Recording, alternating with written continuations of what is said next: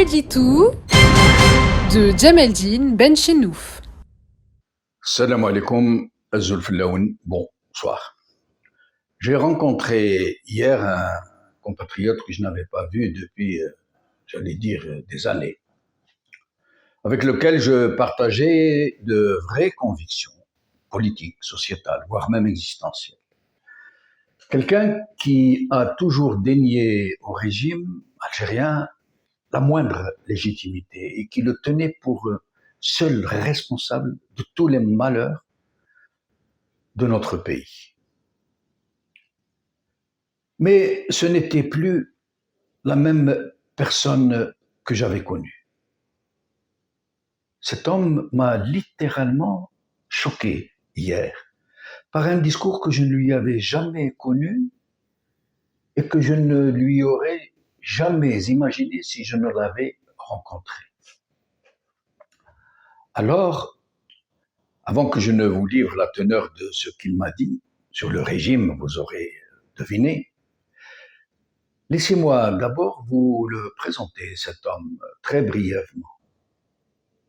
Plus qu'un universitaire au long cours, c'était un penseur, un sage, au sens le plus vrai du mot.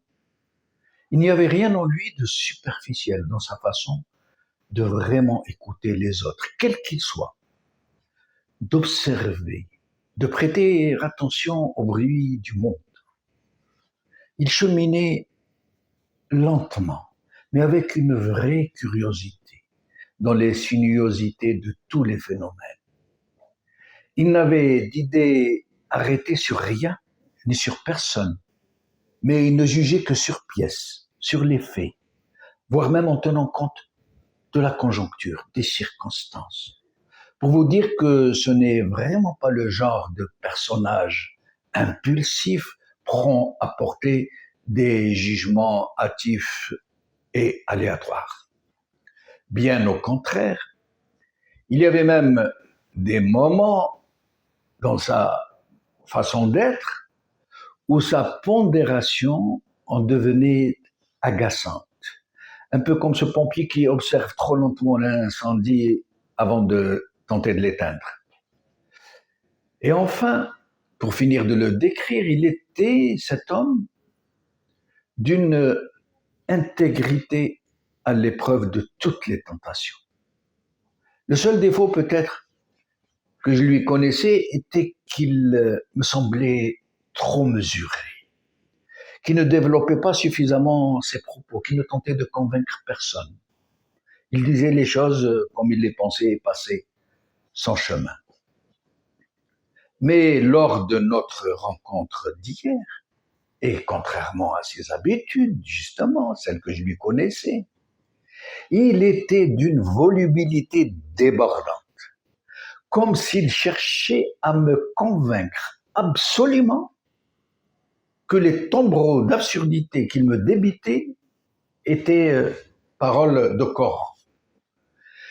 Il m'a même reproché mes éditos qu'il estimait superficiels et simplistes et injustes à l'endroit de M. Tebboune. En fait, et pour aller au vif du sujet, il m'a surtout parlé de M. Tebboune. Que cet homme providentiel était en fait une chance inestimable pour l'Algérie, qu'il ne fallait surtout pas le voir et le juger derrière les apparences populistes qui le distinguent, derrière les énormités qu'il nous débite régulièrement, qu'il ne fallait pas nous focaliser sur ses lubies, sur ses outrances, sur ses mensonges, et que tout cela, m'a-t-il dit, était destiné aux multitudes. L'amma, un mot nouveau que j'ai entendu dans sa bouche. Qu'il n'avait pas d'autre choix que de les farcir de ce qu'ils pouvaient comprendre. Que la conscience de ces multitudes n'était pas encore formée, qu'il n'était pas facile à réveiller, qu'elle n'était pas facile à réveiller, qu'il fallait le faire avec tact, progressivement, en manipulant le verbe avec une extrême prudence, m'a-t-il dit. Et lorsque totalement ahuri, je lui ai demandé s'il n'avait pas pris une quelconque substance, Et sur quoi alors juger Tebboune si ce n'est à l'aune de ses dires et de ses faits et de ses actes? Il m'a fait une réponse qui m'a sidéré. J'essaie de le reprendre en substance. Ne vois-tu pas qu'il est habité?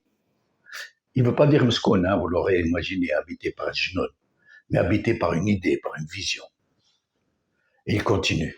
Il est convaincu qu'il a rencontré son destin après une longue errance et beaucoup de temps perdu. Et là, et c'est lui qui continue à parler, et là, Tebboune, lui, l'ancien haut fonctionnaire à tous les paliers de la responsabilité, depuis administrateur, sous-préfet jusqu'à Premier ministre, puis président de la République, il a connu toutes les déviances, toutes les forfaitures, où il a peut-être lui-même mouillé parfois, où il s'est peut-être lui-même compromis. Il découvre à la fin de sa vie, et porté à ses ultimes fonctions par d'étranges circonstances, qu'il est face à son destin, qui est celui de tout le pays. Et il continue. La mort de Gaïd Salah, qu'il avait choisi en fonction de sa servilité à un, et de la souplesse de son échine, qu'il avait choisi pour continuer à régner à travers lui sur tout le pays. Ah bon? Cette mort subite, juste après les élections présidentielles, lui est apparue comme un signe du destin, comme une mission divine qui lui a été confiée pour sortir le pays du marasme dans lequel il se vautre et pour le guider vers un avenir meilleur, digne de ce grand pays, digne de ses énormes capacités, etc., etc., etc. Pendant 1 heure, à peu près, j'étais sidéré, scotché, bouche bée. Ce flot de paroles m'a débordé. Je ne vous dis là que le peu que j'ai retenu. En fait, c'était comme s'il cherchait à me convertir à sa nouvelle foi, à sa tebbounite aiguë. Il était devenu un born again à l'algérienne. Il n'entendait même pas les questions inaudibles pour lui que je tentais de lui poser, pour tenter de le ramener sur le terrain de la raison. Il ne m'écoutait même pas, lui que j'avais connu attentif, soucieux de mettre un pas devant l'autre. En fait, c'était lui qui était habité, mais dans le sens de Meskoun, par je ne sais quoi qui avait pris possession de lui, de son esprit, de sa belle conscience, et qui l'avait tellement perturbé, au point où il en devenait messianique, ou plutôt mahdianique, pour être plus près de nos propres ancrages, puisque pour lui, Tebboune était quasiment, et même un peu plus, le Mahdi el-Montadar. Et j'ai compris alors pourquoi il parlait si fort, avec autant de véhémence. Pourquoi il refusait obstinément de répondre à mes questions. À un certain moment, j'ai même eu l'impression qu'il se bouchait mentalement les oreilles pour ne pas m'écouter, pour ne pas être réveillé à la dure réalité, celle qu'il ne voulait plus voir, qu'il ne voulait plus entendre. Au fond de lui, il savait qu'il se mentait. Et s'il criait aussi fort, c'était parce qu'il ne voulait pas qu'on le réveille. Il avait tout simplement succombé, d'une façon ou d'une autre, comme de nombreux compatriotes, malheureusement, il faut le dire, à une épidémie de tebbounite que tout le monde cache soigneusement sous le manteau rafistolé du patriotardisme.